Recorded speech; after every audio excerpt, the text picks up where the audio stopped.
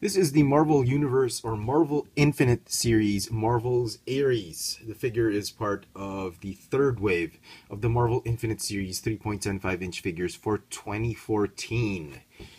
And here is the packaging, the simplified version, and here's the photoshopped image, a bit of the bio. Okay, and the rest of the assortment. Okay. Box away, and here he is.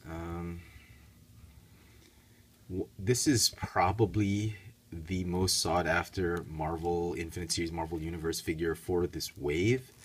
More than the, I think more than the Deathlock or Valkyrie.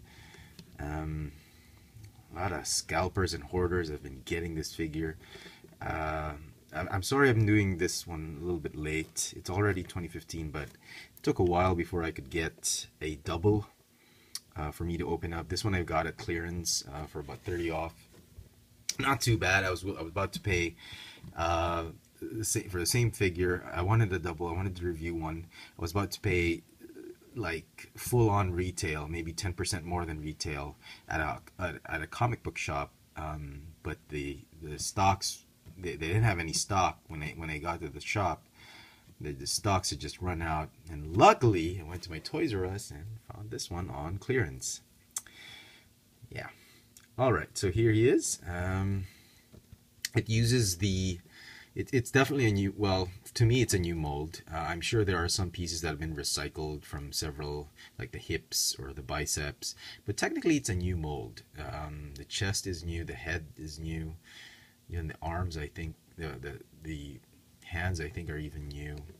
Legs are new, so technically a new mold, but uses a lot of the large male body, the large, sorry, doesn't focus, there we go. It uses a lot of the large Marvel Universe male body as its basic form or frame, so really massive figure. He comes with several accessories. He's got his sword and his He-Man battle axe. I had to put the rubber elastic, and wrap it around the handle because it was just way too thin for his hand to grip. Surprisingly, the sword, Ares' sword, I was expecting it to be soft and limp or flaccid, but it turns out to be it's firm and hard. Not, I mean, I was expecting this to be a safety issue and that Hasbro would come up with that soft and, yeah, flaccid little piece of sword. But this one's actually, it's pretty hard and firm, and there's no bending to it in packaging. There's you know, you'll poke an eye out with this one. But I was pretty glad they made it a little bit firm and hard. And the same with the axe. The axe, as you can see, it just doesn't, it's very rigid and firm. It doesn't, doesn't sway left or right or anything like that. And I was worried that both the weapons would be made of that soft PVC material, but I'm glad they're both pretty firm. So kudos to Hasbro. Well done. 2 thumbs up for you guys. That's his accessories.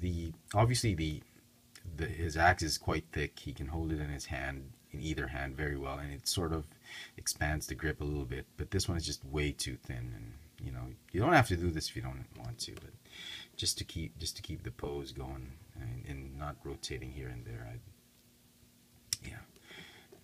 decided to do that. So paint apps for the figure, not too bad. If you're looking through several on the pegs, lucky you. You want to look at the face. Some of the brownish tan wash the paint apps that they've used were a little bit too much in some figures. Some were a little bit too light. The whites on his eyes have to be painted on the center, but all in all, paint apps are great. It's just you have to watch out for the paint apps on his face and make sure they don't overdo it or underdo it. Yeah, but despite, even if the face isn't as great or wonderfully painted, it's still a wonderful figure. You hardly notice it because it will look like he's just battle damage if it's too dark, or pasty. He'll look pasty if it's not. The white skull on crossbones on his shirt. Most of the figures I've seen are okay. The belt buckle seems to be a little bit problematic in some figures. Like the silver is like partially off or moved or painted a little bit to the left or to the right. This one's a little bit on the center. There's some chipping on the side, but that's very minor. There's a wash on the metal for his boots. And everything else seems to be okay. On the brown leather on his abdomen, it's fine. No problems whatsoever. On the weapons, you don't really have to worry about too much. If there are a lot of imperfections, scratching here and there, it gives the weapons a lot more character than if they were just painted evenly. So there. Articulation for the figure is a ball jointed neck that sits on a hinge. Ball jointed upper torso goes 360 left and right, forward and backward. Ball hinge shoulders, biceps swivel that easily pops off. Hinge elbow. Ball hinge wrist that goes in and out and swivels. Ball jointed hips that again, these hips they tend to, when you're trying to pose the figure, they tend to pop off easily, but that's fine, you know. Just you don't need to put in too dynamic of a pose. Thigh swivel, double jointed knees, ball hinge ankles with the rocker joints. You might want to check your rocker joint before posing the figure, because like for this one, the left leg on my copy of the figure was shut tight. It was like the paint had hardened, and I had to slowly, just gradually twist it in and out, and just trying to move that peg in and out of that hole, and just jarring that paint apps on it, and the paint application on that particular joint that had solidified. So yeah, other than that, nothing wrong with this figure. This figure is a wonderful figure. I can't believe I didn't review it sooner. I'm going to give the figure a straight out 10 over 10. 10 out of 10. Wonderful figure. Even if you don't like the figure, but you love the entire scale. You love Marvel Universe, you gotta get one of these. Alright, let me just back up the camera just so I can do this size, you know, not exactly size comparison, but let me see if I can do something here. Okay, we'll have Ares here. Like I said. Okay. We'll have the goblin here. Okay. And we'll have Sentry over here. We'll have we'll have Hawkeye over here.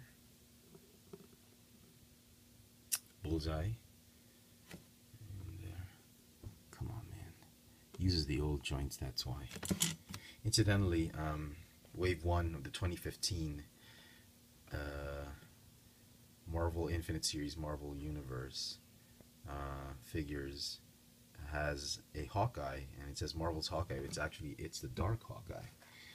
And we'll put, I don't have Mockingbird, and then we'll put these two here. I have yet to review these two for some reason. Wow, you know what? I'll review these right after I do the review.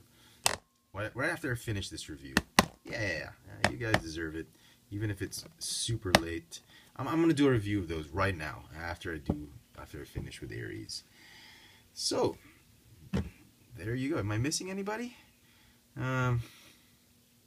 Yeah, we got Venom, Dakin. Yeah, maybe just a couple more. I don't know. That's all I have. I don't even have the correct Warbird. So anyway, there you go. I hope you've liked. If you've enjoyed this video review, if you did, please click the thumbs up icon at the bottom. Don't forget to share, subscribe, tell all your friends about this. Follow me on Twitter for my toy purchases, Instagram for my toy sightings here in Manila. Both Twitter and Instagram are on FX France.